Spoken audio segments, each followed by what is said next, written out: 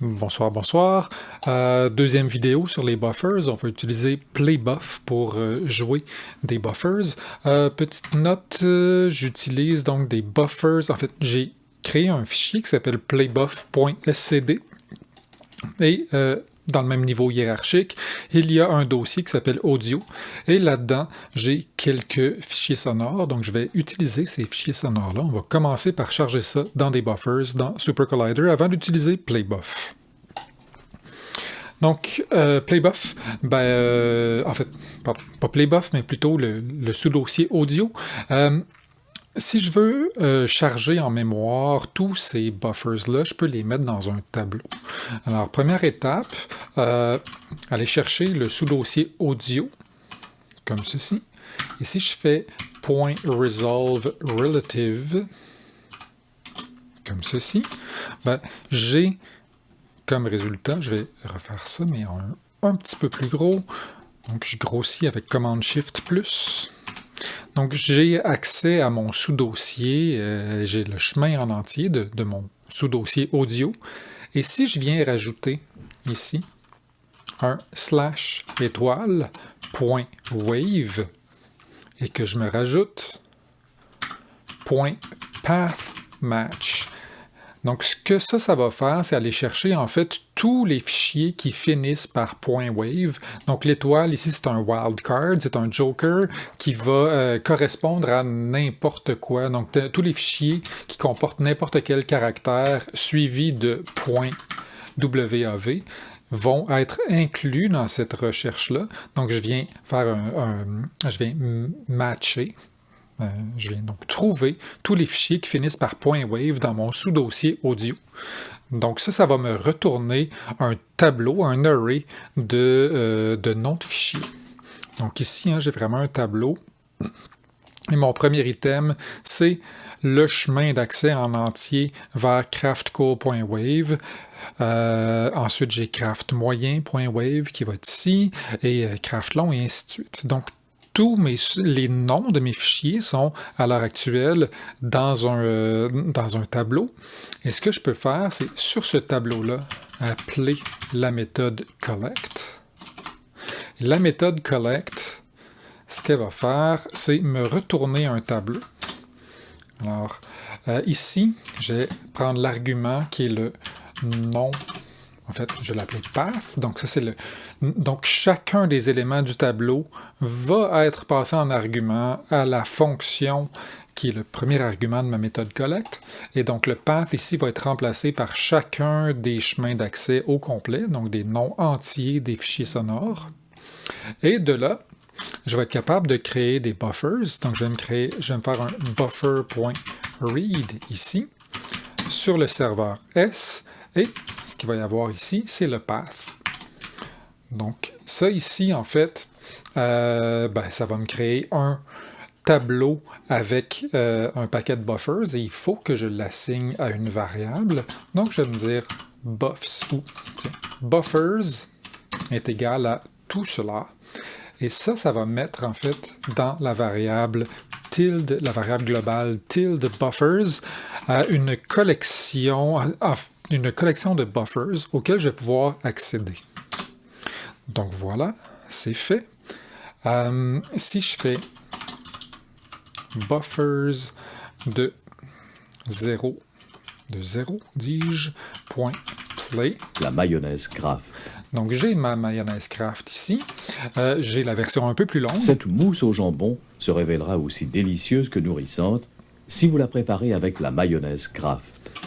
Dans 2, j'ai la version très longue. Par ces chaudes journées d'été, un coin d'ombre, une brise version légère, entière. nous invite à... Et dans 3, j'ai le dernier fichier sonore qui était dans mon dossier, c'est-à-dire le bateau. Donc l'ambiance stéréo avec le son du bateau qu'on va entendre sous peu. Voilà. Je l'arrête avant la fin. Je peux me laisser ça ici, même si ce n'est pas absolument essentiel. Donc là, ce que je vais faire à partir d'ici, c'est me créer un syntef qui utilise le générateur PlayBuff. On va me créer un syntef qui va s'appeler joue. Et Donc, mon générateur. Je vais préparer tout ça, utiliser la méthode add. Donc, au centre de ce SINDEF-là, il va y avoir playbuff.r avec une multitude d'arguments.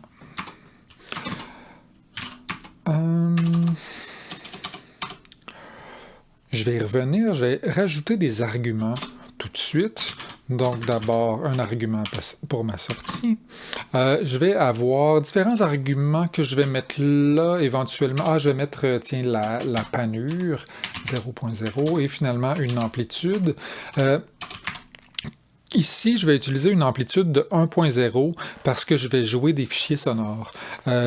Avec des ondes de laboratoire comme une sinusoïde ou une onde carrée, l'amplitude 1.0, c'était très très fort. Mais là, ici, je suis tributaire du niveau d'enregistrement du fichier sonore. Donc, utiliser AMP 1.0, ça fait que je joue mon fichier sonore au niveau où il a été enregistré et non pas plus faible. Donc, dans un contexte comme celui-là, je trouve ça conséquent d'utiliser une amplitude par défaut de 1.0. On va se rajouter d'autres arguments sous peu. Alors, nombre de canaux. Ici, je vais utiliser, en fait, ce synth-là va utiliser des buffers qui ont seulement un canal. Donc, le nombre de canaux, ce sera 1. Ça, c'est quelque chose qui est fixe, donc c'est particulier à Playbuff. Si on va consulter la documentation, on va voir que ici, num channels, number of channels that the buffer will be. This must be a fixed integer. The architecture of the SINTDEF cannot be changed after it is compiled. Donc, ici, c'est très important. Donc, ce SINDEF-là joue. Il va pouvoir jouer uniquement des fichiers sonores mono. Je vais le nommer d'ailleurs en conséquence. Je vais l'appeler joue mono. Donc, ensuite de ça, je vais avoir mon buffnum. Ça va être un argument. Je vais avoir mon rate. En fait, je vais toutes les insérer comme ça. Avec tab, j'ai inséré tous mes noms d'arguments. Et ensuite, je vais les expliquer. Et je vais les insérer sur des lignes séparées. Donc, buffnum, rate, trigger, start pause, loop et done action.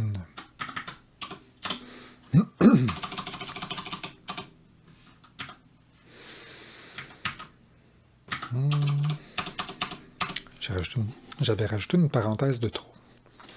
Je vais mettre tout ça dans une variable. Je vais appeler la variable sig comme ceci.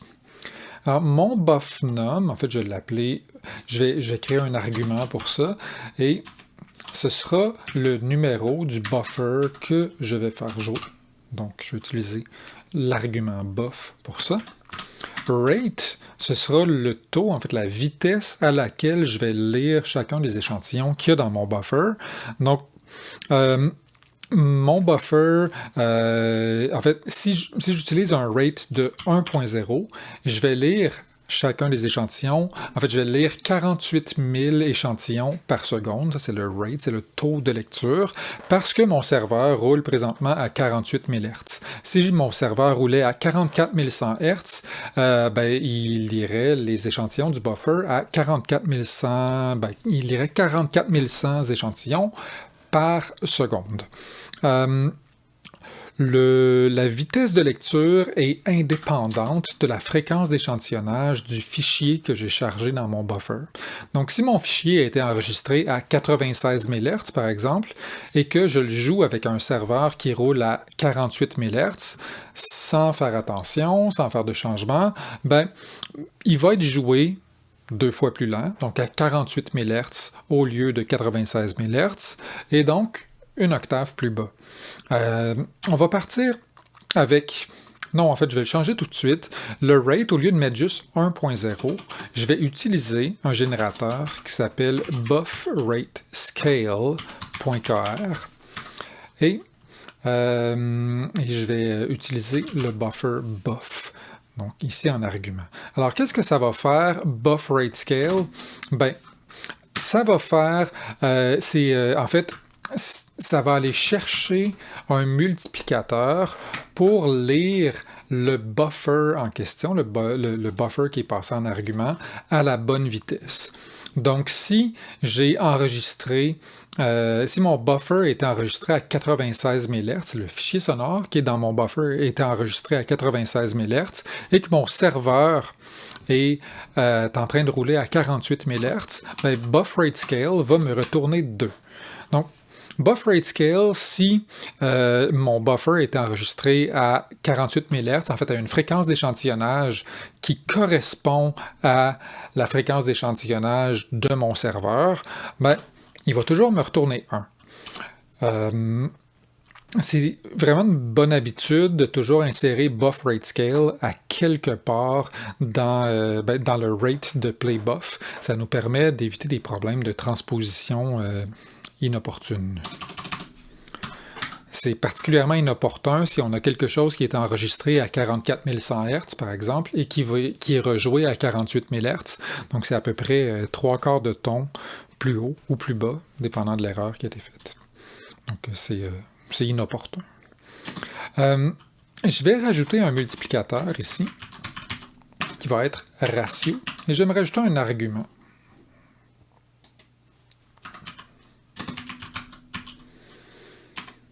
Donc ça, ce que ça va me permettre de faire, c'est au-delà du BuffRateScale qui compense pour la fréquence d'échantillonnage d'enregistrement de mon fichier sonore, ben c'est d'avoir un ratio de lecture. Donc si je change mon ratio, je vais pouvoir changer la hauteur à laquelle mon fichier sonore est joué. Donc on parle d'une transposition directe, donc vraiment juste lire plus lentement ou plus rapidement les échantillons d'un fichier sonore.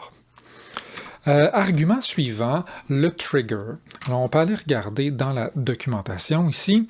Le trigger, a trigger causes a jump to the start position, start pause. A trigger occurs when a signal changes from negative value to positive value. Donc, ce que ça veut dire, en fait, c'est qu'à toutes les fois, ça va être un signal, et à toutes les fois qu'il va traverser le zéro du négatif vers le positif, ben, il va déclencher un changement. Donc, notre playBuff, il va sauter à Start Position. Donc, on va aller voir Start Position en premier. Qu'est-ce que c'est? Start Position, c'est Sample Frame to Start Playback.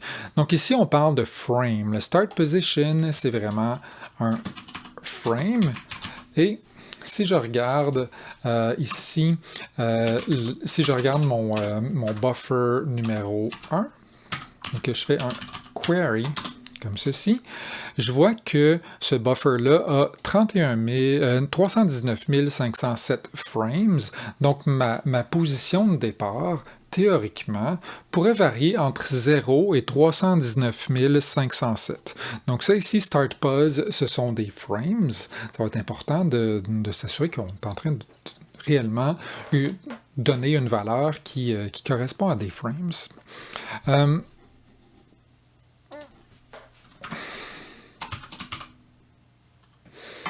Une chose qu'on peut faire, c'est utiliser buffdur.kr.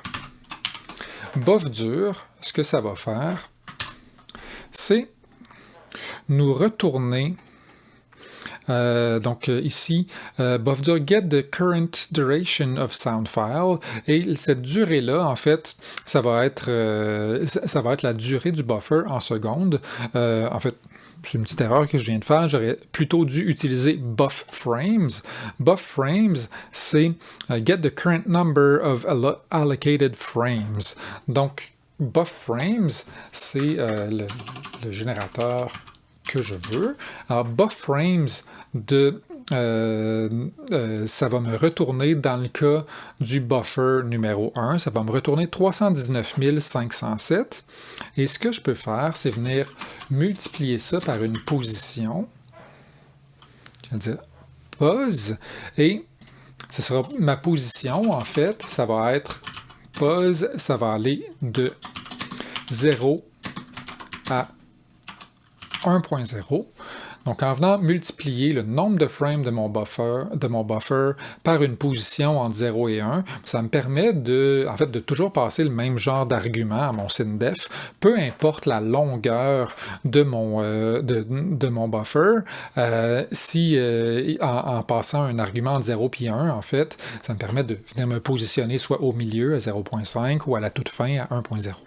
Donc, je peux changer de position sans toujours me référer au nombre de frames de mon buffer. Je peux y aller directement. Je peux juste venir multiplier le nombre de frames qui a été extrait par le générateur bufframes.kr. Je vais retourner au trigger. Donc, le trigger, c'est un moment. En fait, quand je passe de 0 à 1, je vais faire un saut à la start position. Donc, ici, je vais rajouter mon argument pause. Et au départ, je vais commencer à jouer au tout début de mon buffer. Et mon trigger, qu'est-ce que ça va être? Je vais commencer avec quelque chose de relativement lent. Si je vais, par exemple, changer à une position de départ à toutes les 1 seconde, pour faire ça, il y a plusieurs façons. Je vais utiliser impulse, ici, .ar, et je vais mettre une fréquence de 1 Hz. On va regarder la documentation de Impulse. Donc, Impulse, c'est Outputs Non-Band Limited Single Sample Impulses. Donc, des impulsions, c'est un échantillon qui est au niveau maximum à 1.0 et le reste du temps, ça envoie des zéros. Donc, c'est vraiment juste un échantillon à toutes les... dans ce cas-ci, c'est à toutes les 48 000 échantillons. Il y en a un qui va avoir une valeur de 1.0, le reste va être à 0. Donc, ça, ici, ça va déclencher un changement dans ma start position, et ici, ça va être à toutes les secondes. Loop, c'est une valeur qui est, en fait, on va aller voir la documentation, si elle est à 1, on va lire notre fichier sonore en boucle, et si elle est à 0, on ne va pas lire en boucle. Donc, on peut changer ça. Ici, c'est modulatable, mais pour l'instant, on ne va pas lire en boucle. On va plutôt juste s'arrêter de lire si on arrive à la fin de notre fichier. Done action, mais c'est comme pour les enveloppes. Si on arrive à la fin de notre fichier, le done action va être exécuté. Si je mets un 2 ici et que j'atteins la fin de mon fichier, je vais libérer mon synthétiseur et tout va arrêter de jouer. Ici, je vais plutôt essayer de contrôler ça manuellement. Je vais mettre un done action 0 qui ne fait absolument rien. Donc, ici, mon trigger... ici, j'ai mis une fréquence fixe. Je vais changer ma fréquence fixe et je vais mettre un argument freq égale 1.0 comme ceci. Je vais le mettre après le ratio pour les avoir dans l'ordre. Freq égale 1.0. Donc, à toutes les 1 seconde, je vais avoir un changement de position dans mon buffer. Il va retourner à la start position et je vais lire ce fichier sonore-là, donc à la vitesse 1.0, en prenant en compte la fréquence d'échantillonnage à laquelle le fichier sonore qui était chargé en mémoire a été enregistré. Je vais mettre ce signal-là généré par playbuff dans une variable sig. Ensuite, je vais panoramiser ceci avec pan2.ar, avoir ça en plein centre. Et ici, je vais avoir ma panure. Et si je veux changer mon niveau, je vais venir plugger mon argument amp dans mon pan2 ici. C'est un bon endroit où faire ça. Et finalement, je vais envoyer vers mon bus 0 par défaut mon signal. Ici, j'envoie ça vers mon serveur. Tout fonctionne. Donc, je suis capable de jouer mon fichier sonore mono. Si je me crée un synth,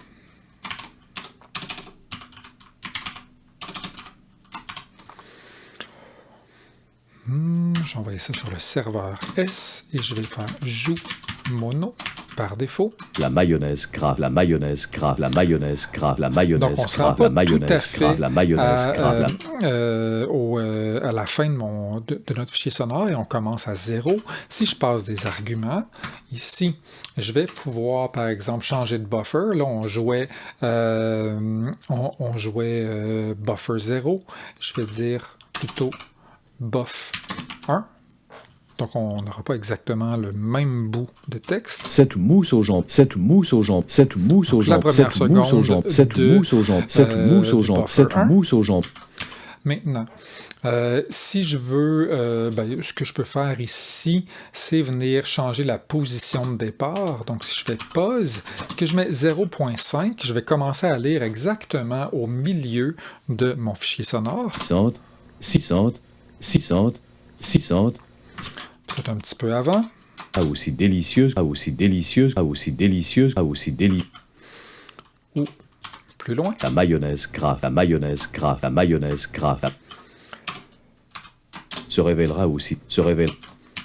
Maintenant, on peut changer la fréquence. Donc là, présentement, on retourne à la position de départ à toutes les secondes.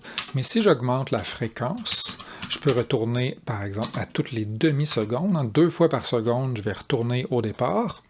Se réveille, se réveille, se réveille, se réveille, se réveille. Ou à toutes les quarts de seconde. Ou 10 fois par seconde. Donc là, ici, ce qui se produit, on n'entend pas grand-chose parce que 1/10 de seconde, c'est pas très long et on tombe par hasard vers un endroit assez silencieux de notre fichier sonore. Si je viens changer la position de départ, on va peut-être avoir plus de chance. Voilà. Ici, on a quelque chose qui se passe. Donc, on vient sauter au 3/10 dans la position, on retourne au 3/10 de notre fichier sonore à toutes les 1/10 de seconde. Si on veut mettre une durée ici au lieu d'une fréquence, ce qu'on pourrait faire, c'est dire « Ah, moi, tiens, je veux avoir quelque chose à toutes les 0.01 secondes. Mais je vais utiliser la réciproque. Donc, point reciprocal. Donc, ça ici, ça va me donner une fréquence de 100 Hz. Donc, à toutes les 1 centième de seconde, je vais sauter à la position 0.3. Donc, on entend la fréquence de 100 Hz présentement. Je pourrais changer le ratio. Donc, venir jouer mon fichier sonore plus rapidement ou plus lentement. Donc, ratio ici. Je pourrais venir, par exemple, le jouer 2 fois plus vite. Donc, jouer une octave au-dessus. Ça va être plus clair si je mets des extraits un peu plus longs. Donc, ici, on a un petit effet d'accélération de la mayonnaise. Je vais retourner à ma fréquence de 1 Hz. Ah, aussi délicieuse que nourrissante, ah, aussi délicieuse que nourrissante, ah, aussi délicieuse que nourrissante, ah, aussi délicieuse que nourrissante, ah, aussi délicieuse que nourrissante. Ou on peut changer le ratio à 0.5 qui va nous jouer ça une octave plus bas. Si on veut utiliser des transpositions qui correspondent à des intervalles précis, on peut dire par exemple 0.midi ratio, ça va me donner 1. Donc le midi ratio, ça va me trouver en fait le ratio qui correspond à un intervalle en midi. Donc 1 c'est un demi-ton, 2 c'est 2 demi-tons. En fait, en midi, ce sont des demi-tons. Ah, aussi délicieuse, ah, aussi délicieuse. Un demi-ton plus haut, ça va donner ceci. Ah, aussi délicieuse, ah, aussi délicieuse. Et une quinte plus haut. Ah, aussi délicieuse que nourrissante, ah, aussi Ah, aussi délicieuse, ah, ou un peu plus bas. Ah, aussi délicieux, ah, aussi délicieux, ah, aussi... Alors, d'ici, ce qu'on pourrait faire, une fois qu'on a joué avec ces différents paramètres-là, c'est trouver des approches pour utiliser pbind. Maintenant, on pourrait faire de la granulation avec pbind et playbuff. Maintenant, le souci qu'on va avoir ici, c'est que ce fichier-là, pas ce fichier-là, mais ce SYNDEF-là, il va continuer à jouer indéfiniment. Donc, si je veux avoir quelque chose de jouable avec un pbind, j'ai intérêt à créer un synth qui va s'effacer lui-même et probablement à mettre tout ça dans une enveloppe. Donc, ce sera un enjeu pour la prochaine vidéo.